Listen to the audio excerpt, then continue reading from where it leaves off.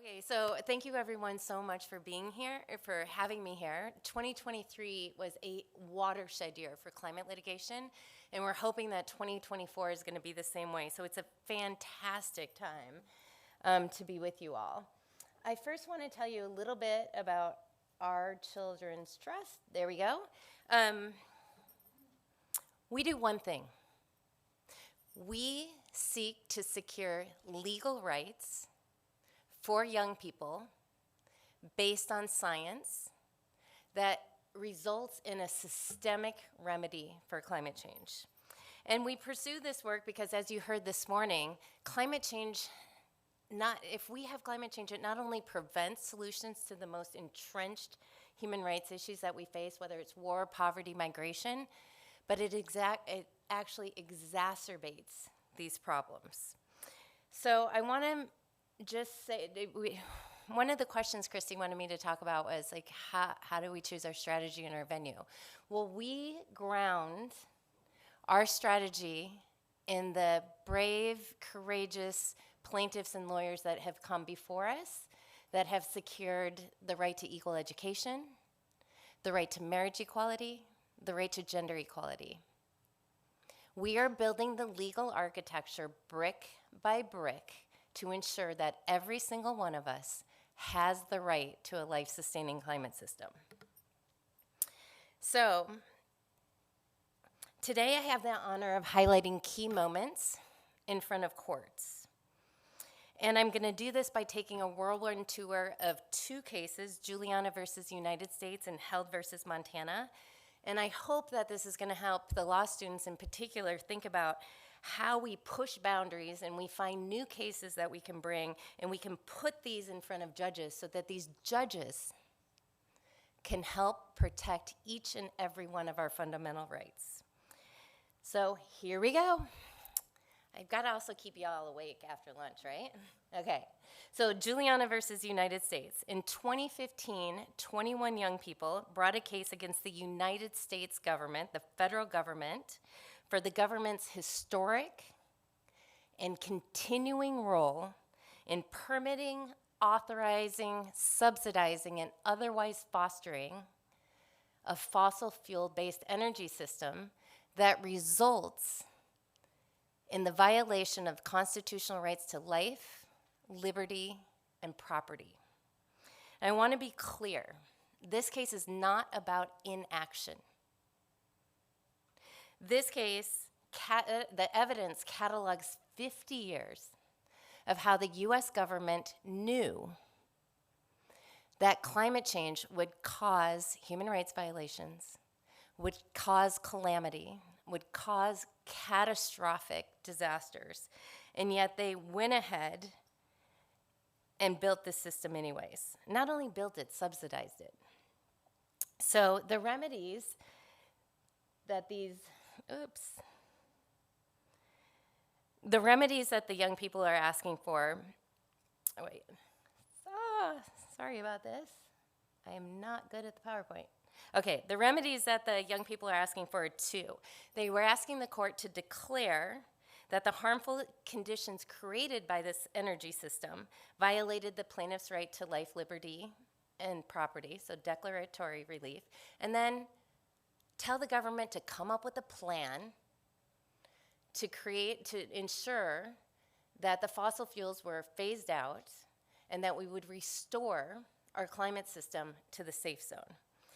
So, fast forwarding to the district court's decision in 2016, and I still can't work the PowerPoint. There we go. Judge Ann Aiken dismissed the government's motion to dismiss. They wanted the case out of court. And in doing that, she set the case on the path to trial. And Judge Aiken became the first judge worldwide to declare that we have a fundamental right to a life-sustaining climate system when she wrote, "I have no doubt that the right to a climate system capable of sustaining human life is fundamental to a free and ordered society." I want us to think about that for a minute. This is 2016. She is the first judge anywhere to say that we have a right to a stable climate system. Something else happened that year. The lead defendant, President Obama, turned to Mr. Trump. Mr. Trump appointed Eric Grant as one of the leads at the Department of Justice. And Mr. Grant said, quote, "My number one priority was to kill Juliana versus United States. He wanted to silence and stop the young people from having their evidence heard in court." He did that by implementing 19 different delay tactics. I'm not going to go into the details. But 6 of those delay tactics were called a writ of mandamus. For the law students in here, we don't learn what a writ of mandamus is in law school because no one uses writs of mandamus. To illustrate, we have Eric Grant's own words saying how unusual, extraordinary, and rare this is.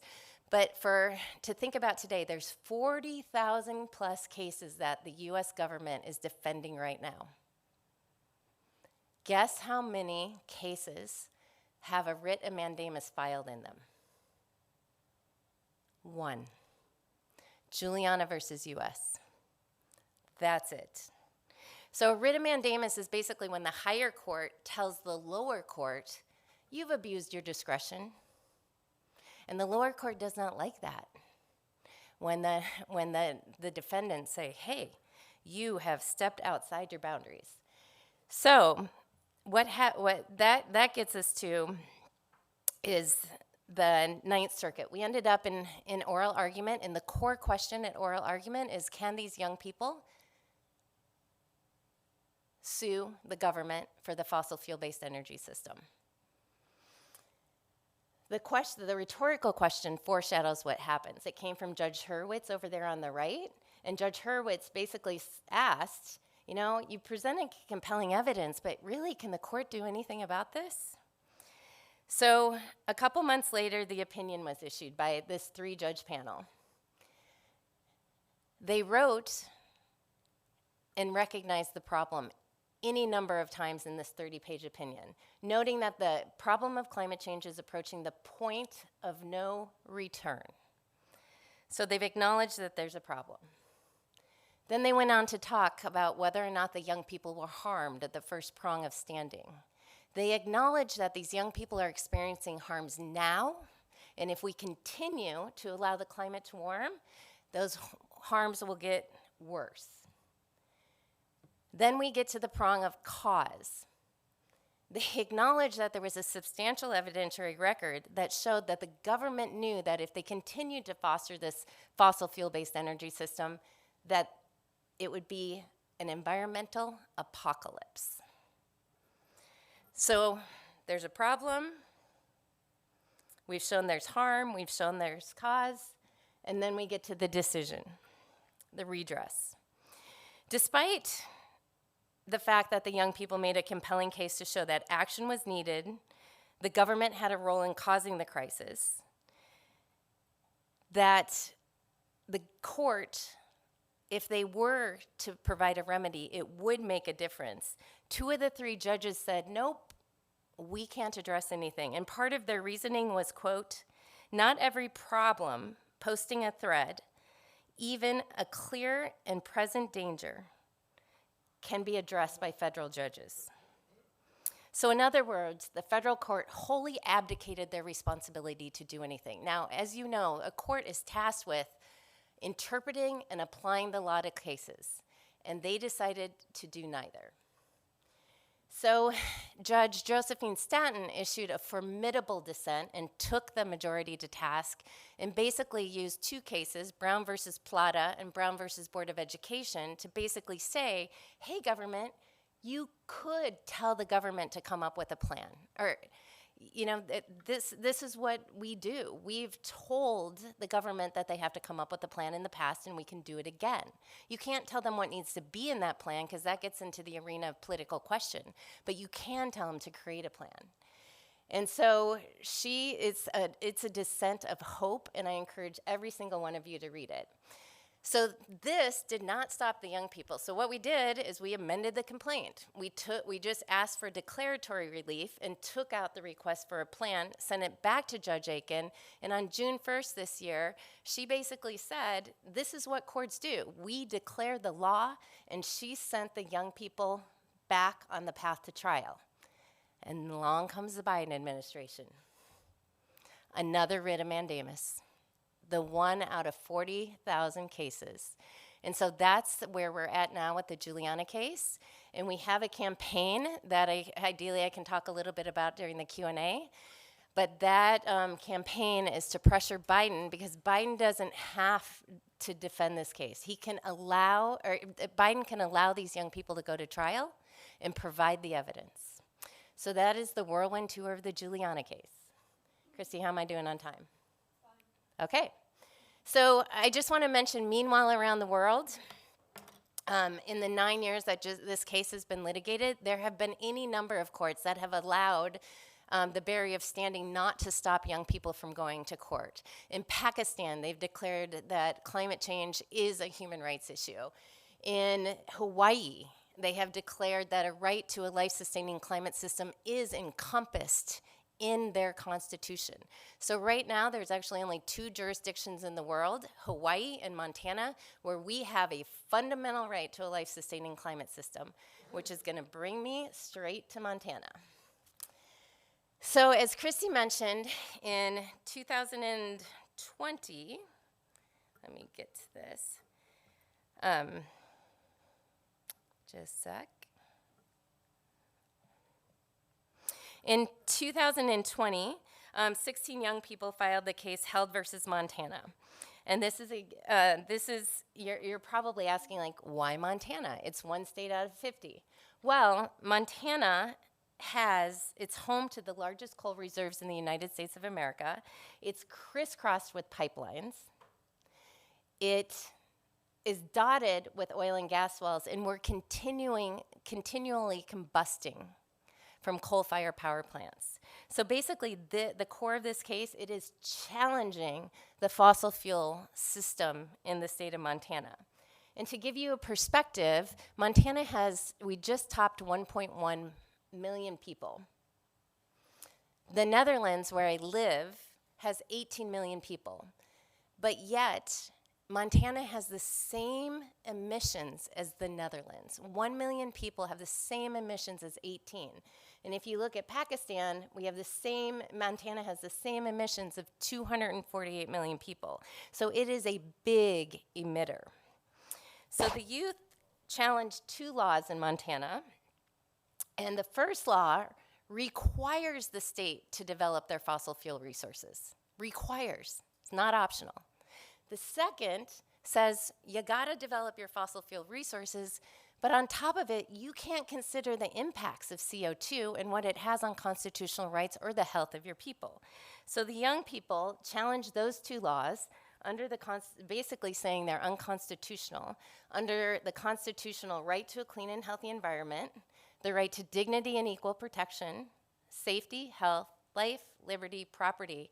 And in Montana, there's a really cool clause in their constitution that guarantees young people, children, the same exact rights as adults. So after 3 years of the government trying to get this case dismissed and antics and shenanigans there, we got to court on June 12th of 2023, where in 5 days, our side presented 1 fact witness, 10 experts, 12 plaintiffs, and a dad who got up and spoke on behalf of his young people. So today, I'm just gonna briefly talk about one of our experts to show you kind of the run of the show, the run of the trial. This is Dr. Steve Running. For those of you who don't know him, he was part of the Nobel laureate team that was given the Nobel for the IPCC report along with Al Gore. He's written hundreds of articles, and he is a very accomplished climate science. And his job was to educate the judge about climate science. It was his one job. So he got up on the stand, and he started at the beginning of the story. He talked about how long we have known that CO2 will heat the earth. That goes back to 1856 when a female scientist was the first to discover that. And then in 1904, Arrhenius got a Nobel Peace Prize for modeling how that happens. Fast forward to 1958, Dr. Keeling figured out how to measure CO2 in our atmosphere. But what we didn't know at that time, in 1958, is what's the safe level of CO2 in our atmosphere. So fast forward again to 2008 and 2009, when two different teams of scientists did the modeling and came up with the number 350 parts per million. In 2008, we were already an overshoot at 385 parts per million. Today, we're at 421. So as Steve said, to get to the punchline, we have to get back to 350 parts per million. So Steve got up on the stand, and I'm going to fly through this. He corroborated all his expert testimony with IPCC research as well as external research. He talked about how Earth's energy is out of imbalance. He talked about how every single increment of CO2 matters. He talked about the more heating we have, the more hazards we'll have. He talked about how that is going to harm humans. And he talked about how the window is closing to deal with this problem, so action is needed urgently. All of this will be available to you all soon on a website. But the most important thing and what I want to focus on is how we weave together the expert testimony with the plaintiff testimony. Ricky Held was the lead plaintiff. She experienced 2 fires on her ranch. The electricity went out, she had to evacuate, and so she testified how she was harmed. And then Steve Running got on the stand because one of his areas of expertise is fire. And he talked about how everything Ricky said is happening on the ground, and he gave the science to back it.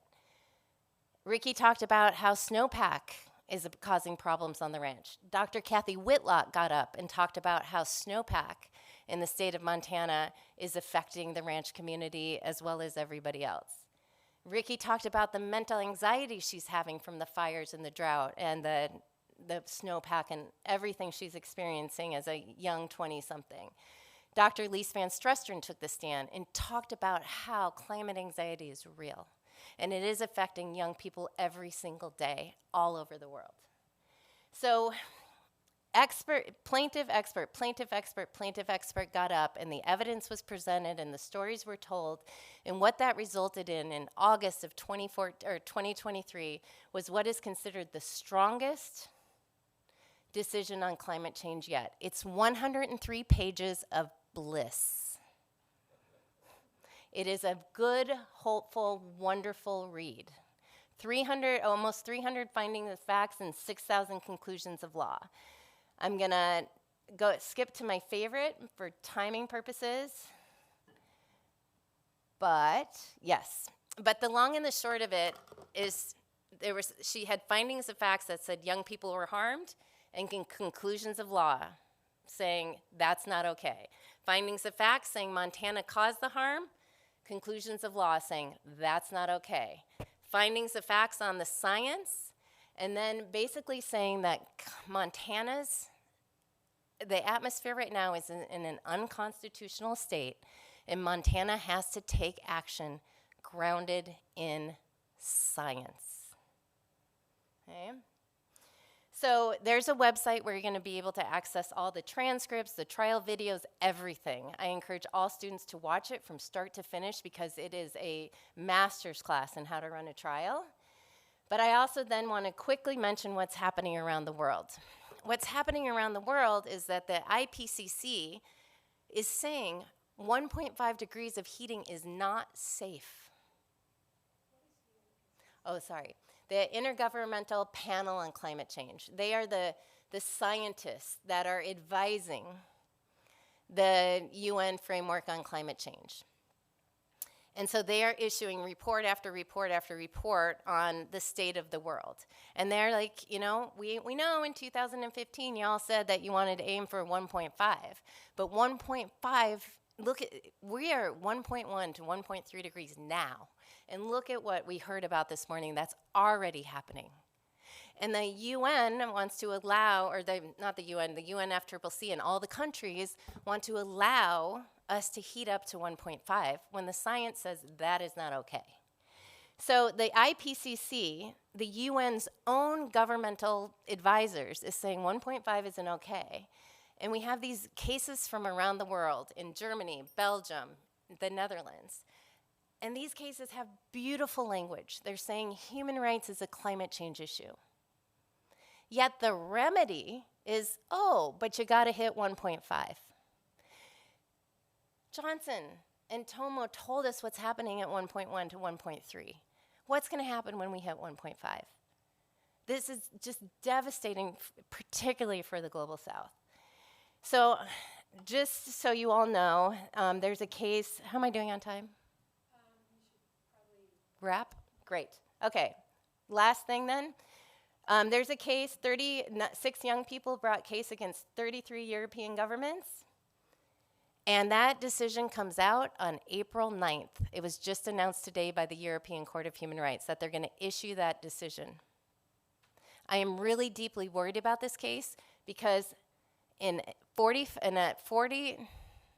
an hour and a half presentation in front of the European Court of Human Rights, the lawyers said 46 times that 1.5 degrees Celsius is fine, that that's best available science and it's protective of human rights, and it's not.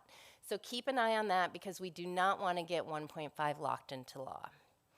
So during the Q&A, I'm happy to tell you what's happening in the other courts. And now I'm going to turn it over to Chiara.